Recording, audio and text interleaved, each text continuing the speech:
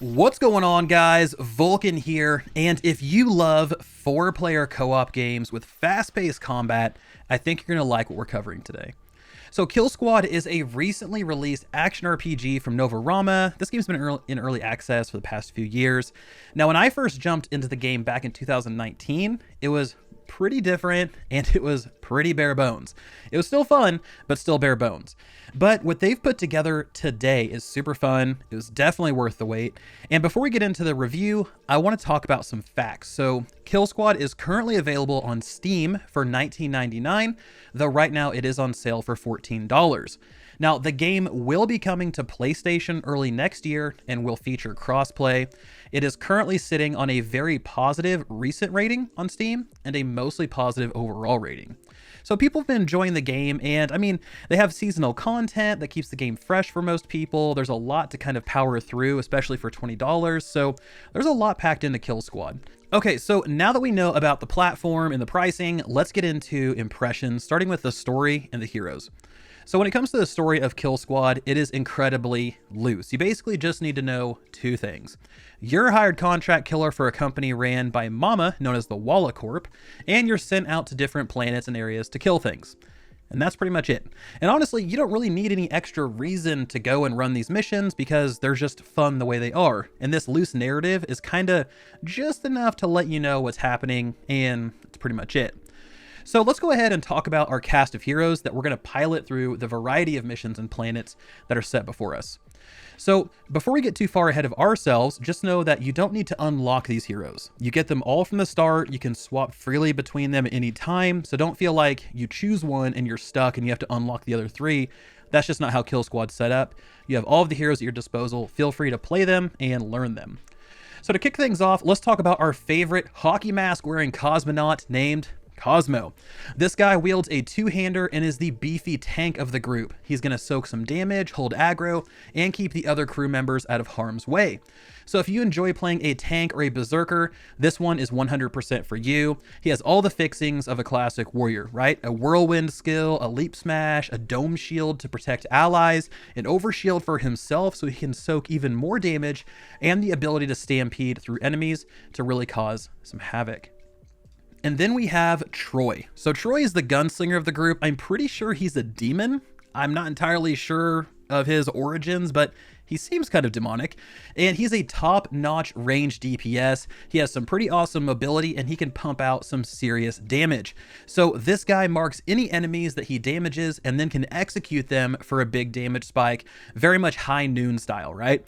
So Troy can also toss out gravity bombs to pull in enemies, unleash a powerful super shot that leaves a burning trail, and then you can rip through groups of enemies with bullet storm or summon shadow clones to help him out.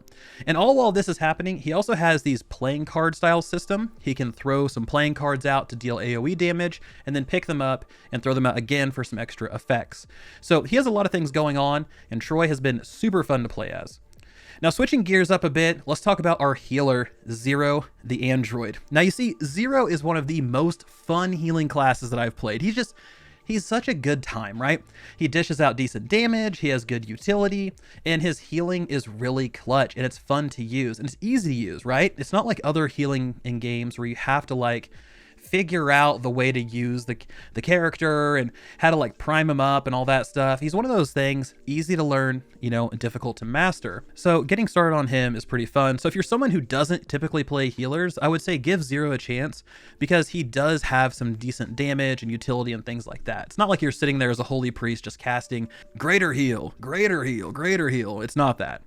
Now, he does have a little bit of a different approach to him. So other classes have weapons that deal damage per hit or per swing, right? Troy has his two pistols that he shoots. Cosmo has his big axe that he swings around. Zero has a laser beam that basically deals continuous damage to anything it touches, making him a little bit more unique to play as.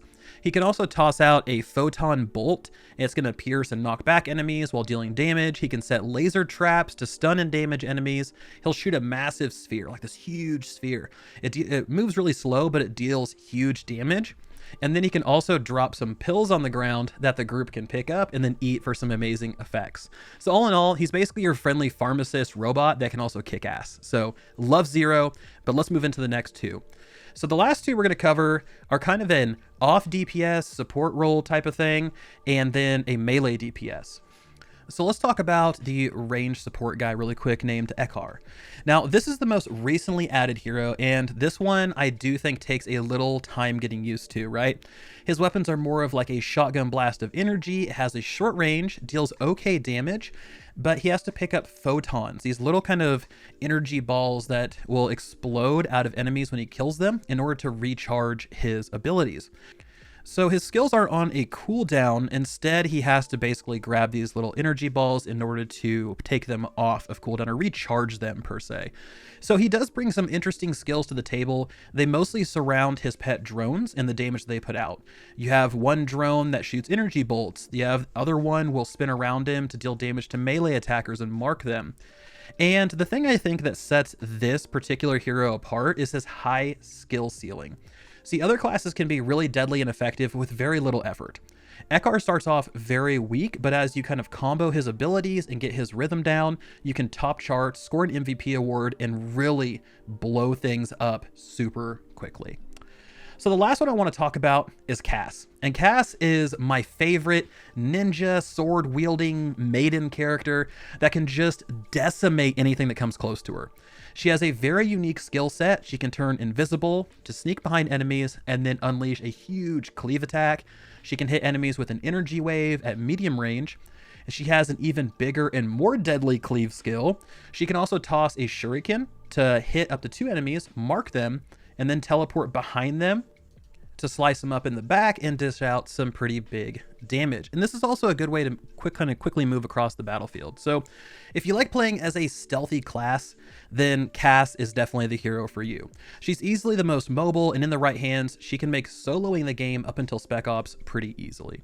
So those are all of the heroes. Which one are you guys leaning towards? Let me know in the comments section below. Is it going to be Troy the Gunslinger, Cosmo the Astronaut Tank, Zero the Android Healer, Ekar the Drone Master, or Cass the Sword Maiden? Let me know, but let's go ahead and keep this thing moving along. So we covered the heroes. Let's talk about missions, and then we'll cover gear and rewards that come after that. So when it comes to missions, you have 3 different phases of missions. The early ones are easy. They require a very low item level, and item level in this game is called vector level. And then as you clear missions, you're going to unlock more difficult ones all the way up to ones called Spec Ops. And all of these missions come in a bunch of different flavors. You have bounty hunts, you have escort missions, you have missions where you need to clear certain things or protect a certain area. So there's lots of different ways to play through, and then also a pretty decent set of tile sets to play through, but you're going to really start to get bored of the tile sets pretty quickly. I know it's one thing that I called out early on and it's still there, but as you go through and look at these planets, you're going to say, okay, I've seen this one before and this one before and this one. Now, they are randomized, right? So it's not like every single mission is going to lead you through the exact same kind of path or scenario, but you will see the same environment and the same kind of visuals as you go through these different things. So that's the thing that kind of gets a little bit tiring, is seeing the same stuff over and over and over again, especially the ones in the Palace of Pain, because it's a bunch of metal grates and kind of catwalks and things like that. All of it's a similar color palette and all starts to blend together, and it doesn't look as good as it could be. So let's talk about what is found in these missions, right? It's not just point A, point B, and then we're done. There are tons of things peppered throughout your objectives. You have vending machines for temporary buffs. You have an NPC hiding in a bunker, and he'll ask for certain resources. You give those to him, and he'll give you something back. There's treasure goblins, mini bosses, chests, all kinds of things on the ground to pick up, different crafting materials to mine. But then there are also things called plague stones. And these are available right at the beginning, and they're going to offer you a better reward if you can beat the mission. but it also gives your party a debuff, and some of these are pretty gnarly. For instance, one, you'll lose 30% of your health permanently throughout the entire mission, which is pretty intense. Or another one where a horde of enemies is constantly following you that you have to basically deal with. So these things can make things pretty hectic, which is good. It provides a little bit of variety to these missions, and I really like what they've done here. It's nice that it's not just, okay, we're jumping into this mission and we're gonna run and do the objective and then we're done. Instead, it encourages you to explore a little bit. And to kind of build on the whole random events, you're also gonna run into portals that will take you to something called the Unseen Coliseum, which is a wave-based arena that's going to reward you with a strong item and some currency if you can manage to beat it. Now, at the end of each mission, you're going to have a large chest to open for loot. Now, it is randomized and will typically give you 2 pieces of gear. So just as a side note, when it comes to multiplayer in missions, this game does support drop-in, drop-out multiplayer. So if you set your mission to public, then you might have somebody suddenly show up to help you out if you have room. Okay, so let's talk about gear and skills. So as you play through the missions on your heroes, you're going to unlock new gear to use and things called techs for each class. Now, techs are tokens that can be used to unlock skills and modifiers. So each hero can equip 2 weapons, 2 modules, and 2 talismans. And then you can equip up to 6 consumables.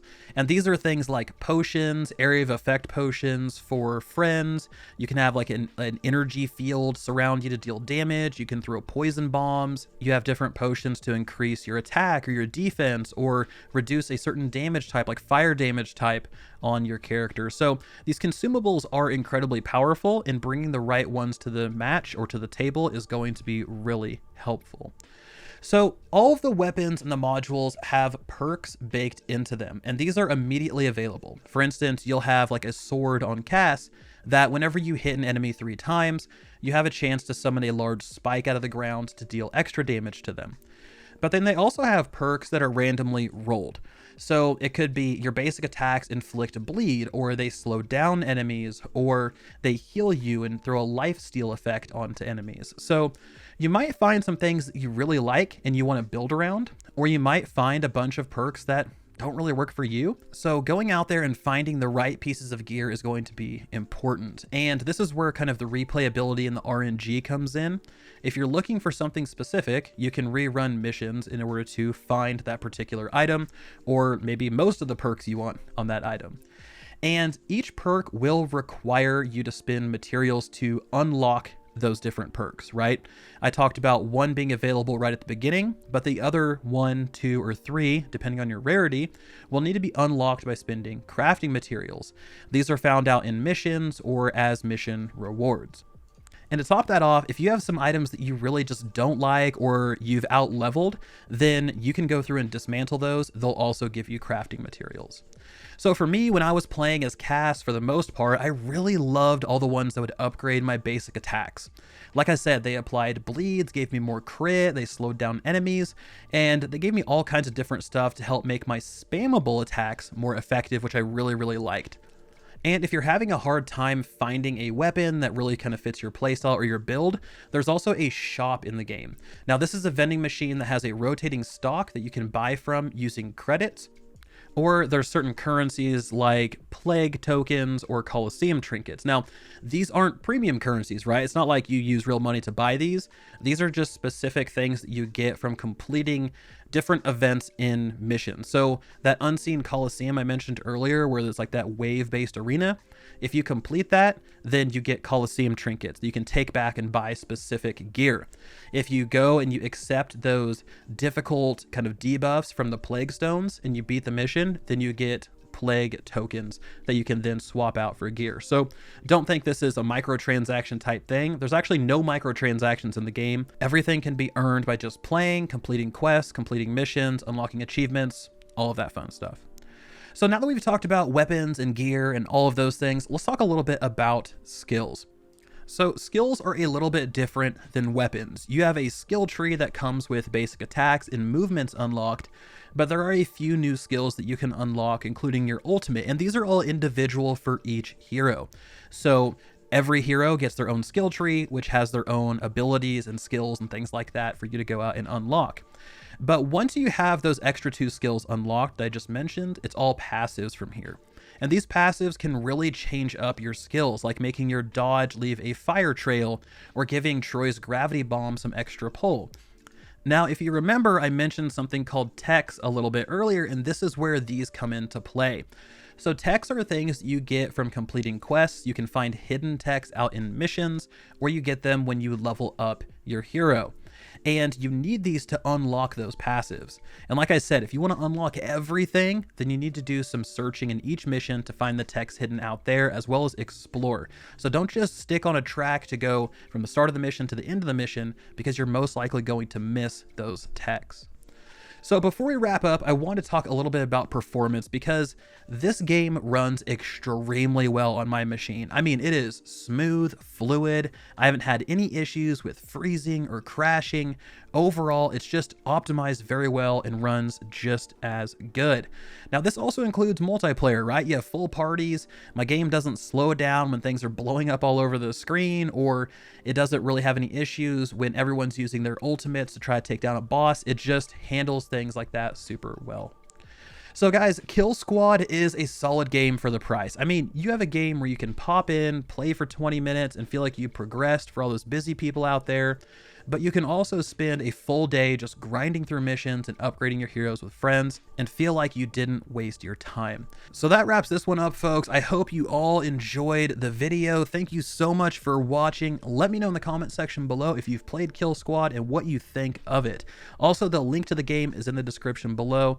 Thank you so much for watching. This has been Vulkan, and I'll talk to you all next time.